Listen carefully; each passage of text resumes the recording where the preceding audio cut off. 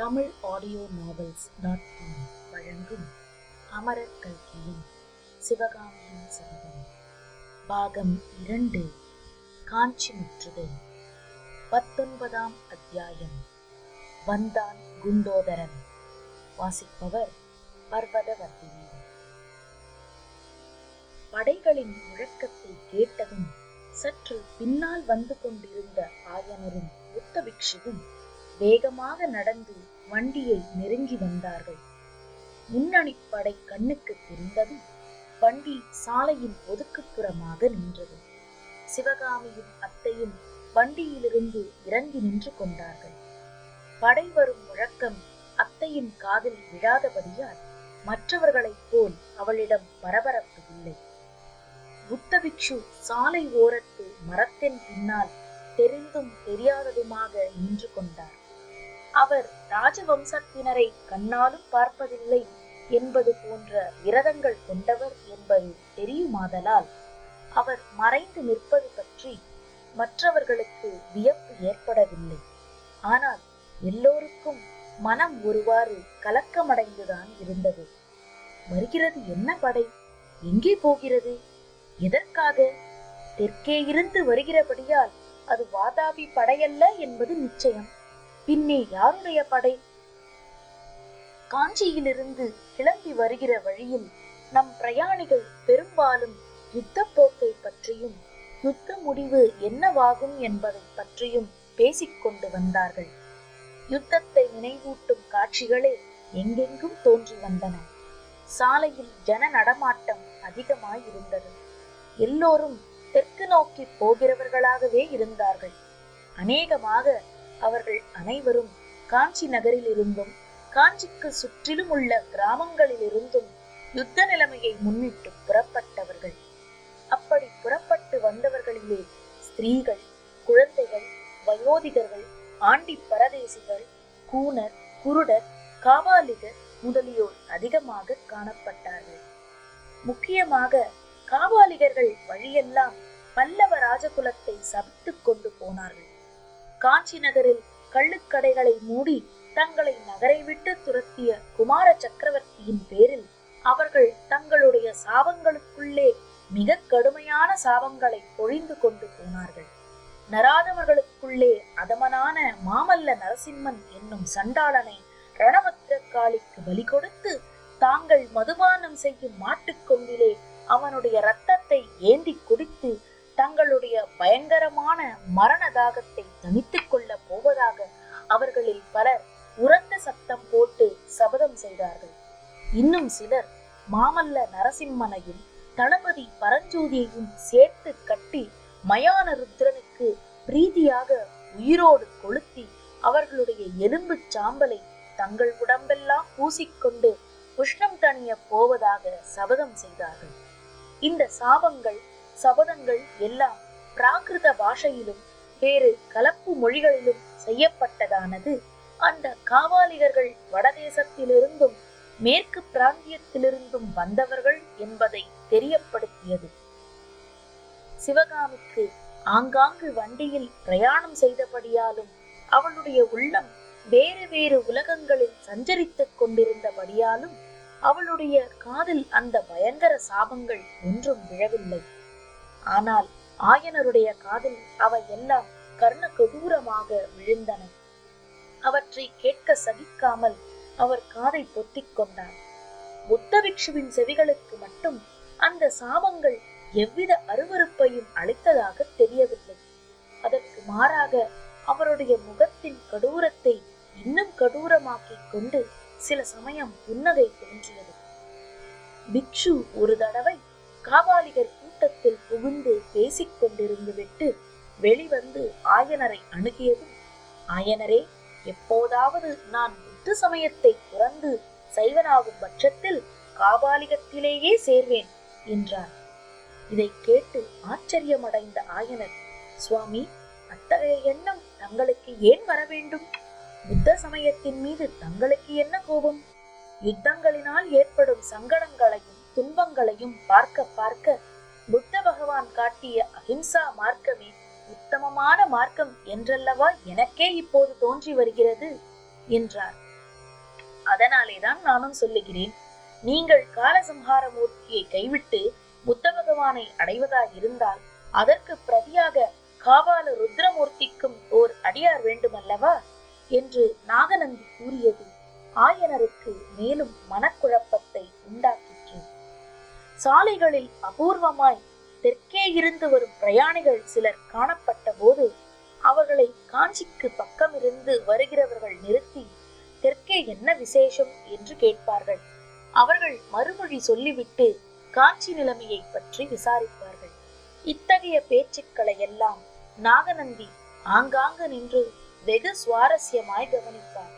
இப்படி ஒரு தடவை கூட்டத்தில் நின்று பேச்சு கேட்ட பிறகு நாகநந்தி ஆயனர் சிவகாமி இருவர் காதிலும் விழும்படியாக, நாம் ஒன்று நினைக்க யுத்ததேவன் வேறொன்று நினைக்கிறான் போலல்லவா தோன்றுகிறது. உத்தேசித்தபடி நமது பிரயாணம் நடைபெறாது போலிருக்கிறதே என்றார். அப்படியா? புத்ததேவர் என்ன கருணை செய்கிறார்? அவருடைய திருவுள்ளம் என்ன என்றார் ஆயனர். அத்தையை போல் அப்பாவுக்கும் காது மந்தமாகி வருகிறது என்று கூறி சிவகாமி புன்னகை புரிந்தாள். அந்த நகைச்சுவையை அனுபவித்த நாகநந்தி செவிடருடன் பேசுவது போன்ற உரத்த குரலில், ஆயனரே, நான் புத்ததேவரை சொல்லவில்லை, யுத்ததேவனை சொல்கிறேன் என்றார். அப்படியா? யுத்ததேவன் என்ன சொல்கிறார்? நம்மை வழிமறிக்கப் போகிறாரா? அப்படித்தான் என்று சொன்ன நாகநந்தி மறுபடியும் மெல்லிய குரலில் கூறினார்.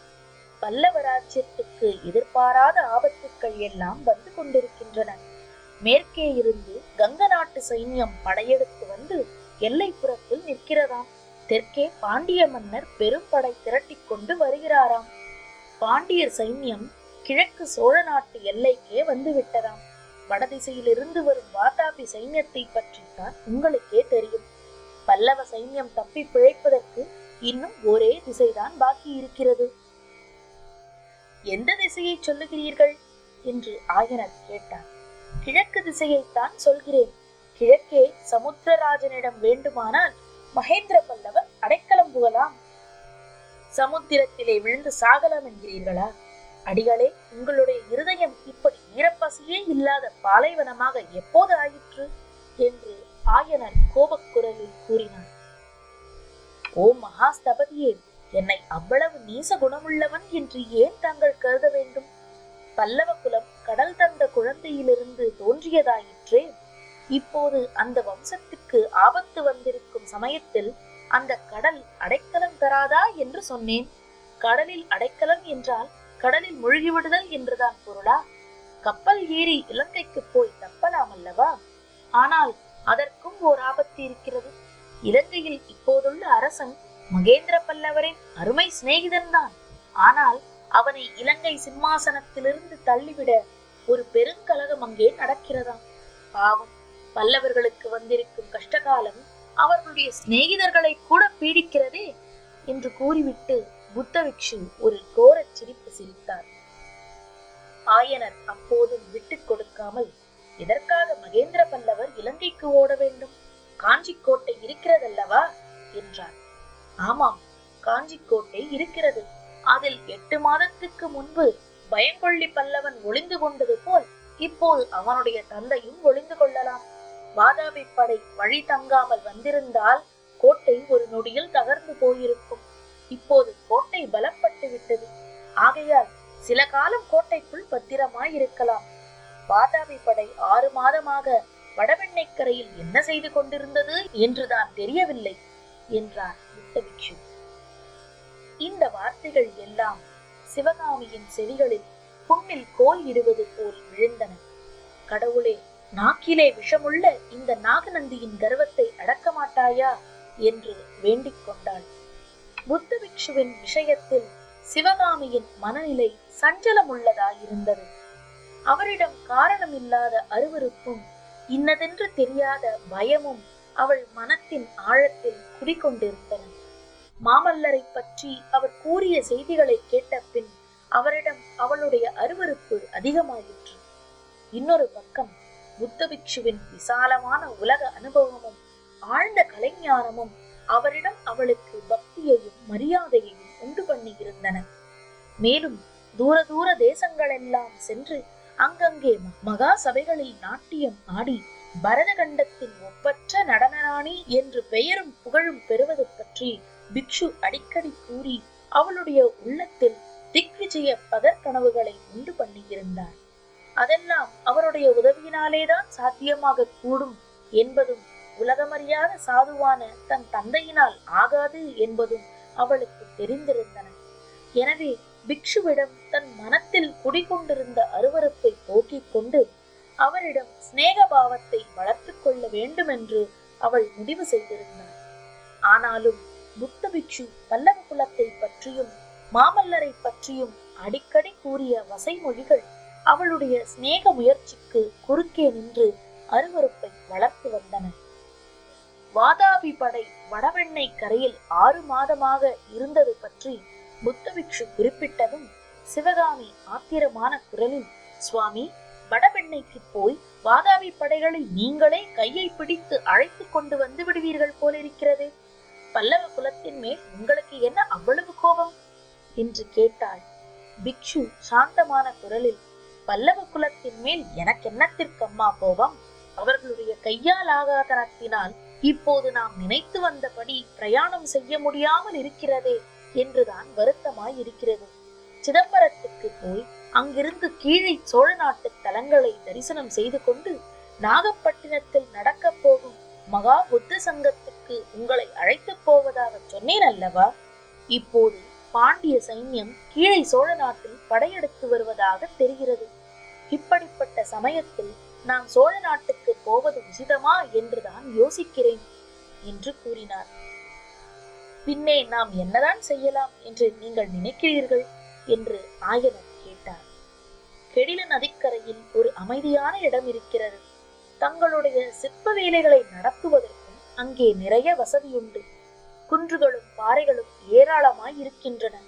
இந்த யுத்த குழப்பமெல்லாம் முடியும் வரையில் நீங்கள் அங்கே இருக்கலாம் என்று நினைக்கிறேன் என்றார் பிக்ஷு.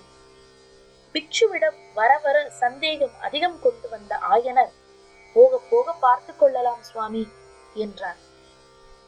இப்படியெல்லாம் அவர்களுக்குள் 2 தினங்களாக சம்பாஷணை நடந்திருந்தபடியால் எதிரே படை வரும் சத்தம் கேட்டதும் ஒருவேளை படையெடுத்து வரும் பாண்டிய சைன்யந்தானோ அது என்று ஆயனரும் சிவகாமியும் ஐயுற்றார்கள்.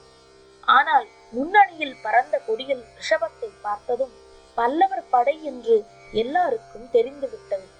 படை வீரர்கள் எழுப்பிய கோஷங்கள் இதை உறுதிப்படுத்தின.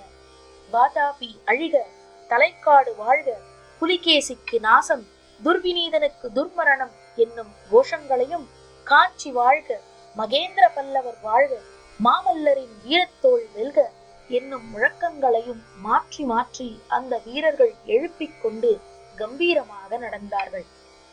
இந்த குரல் ஒலிகளுக்கு இடையிடையே பேரிகை முதலிய யுத்த வாத்தியங்கள் 8 திக்கும் எதிரொலி எழும்படி ஆர்த்தன. மேற்படி கோஷங்கள் எழுந்த போது மரத்தின் பின்னால் மறைந்திருந்த நாகநந்தியடிகளின் முகத்தை யாரும் பார்க்கவில்லை. பார்த்திருந்தால் படமெடுத்து ஆடும் நாகசர்ப்பத்தின் தீட்சண்யமான கண்களிலிருந்து தீப்பொறி கிளம்புவது போல் அவருடைய கண்களிலிருந்தும் பொறி கிளம்பிக் கொண்டிருந்ததை கவனித்திருக்கலாம். படை சின்ன படைதான். 40-50 குதிரைகளும் 2000 காலாட்களும் இருக்கலாம். எனவே அரை நாழிகைக்குள் நமது பிரயாணிகள் நின்றிருந்த இடத்தை தாண்டி படை சென்று விட்டது. சற்று முன் கலகலப்பாக இருந்த சாலையில் நிசப்தம் குடிகொண்டது. பெரிய நகரத்திலிருந்து திடீரென்று நிர்மானுஷ்யமான காட்டுக்குள் வந்துவிட்டது போல் தோன்றியது. படை வீரர்கள் எழுப்பிய கோஷங்களில் மாமல்லர் வாழ்க, மாமல்லரின் வீரத்தோள் வெல்க என்னும் கோஷங்கள் சிவகாமியின் உள்ளத்தில் பெருங்கிளர்ச்சியை உண்டு பண்ணி இருந்தன. மாமல்லர் பயங்கொள்ளியா இருந்தால் பல்லவ வீரர்கள் அவரை பற்றி இம்மாதிரி வீர கோஷங்களை சொல்வார்களா? ஆயனரே, போகலாமா? அசோகபுரம் இன்னும் 1 நாழிகை தூரம் இருக்கிறது என்று நாகநந்தியின் குரல் கேட்டது. ஆஹா, போகலாமே. சிவகாமி, வண்டியில் ஏறிக்கொள், அத்தையையும் ஏறச் சொல் என்றார் ஆயனர். சிவகாமி வண்டியில் ஏறாமலே, அப்பா, இந்த படை வீரர்கள் எங்கே போகிறார்கள் என்று கேட்டாள். எனக்கு தெரியவில்லை அம்மா. பார்த்தால் யுத்தத்துக்கு போகும் படையாக தோன்றுகிறது. அந்த வீரர்கள் செய்த யுத்த கோஷங்களை கேட்ட போது எனக்கு கூட கல்லுளியை போட்டுவிட்டு கத்தியை எடுத்துக்கொள்ள வேண்டும் என்று தோன்றியது. எதற்காக இப்படி பயந்து ஊரை விட்டு ஓடுகிறோம் என்று வெட்கமாயிருக்கிறது என்றார் ஆயனர். ஆயனரே, இத்தகைய சஞ்சலம் உமக்கு எப்போது வந்தது?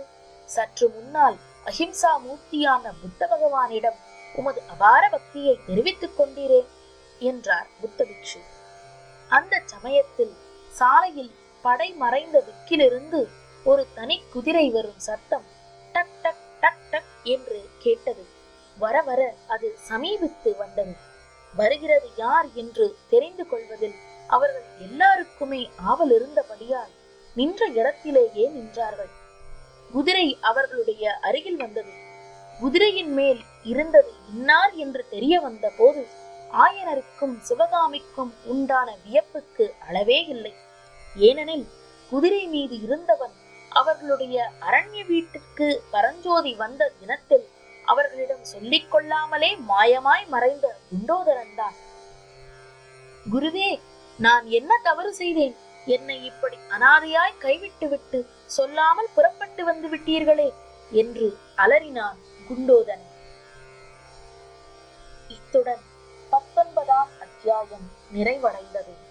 நன்றி நேயர்களே. மீண்டும் அடுத்த அத்தியாயத்தில் சந்திப்போம். வணக்கம்.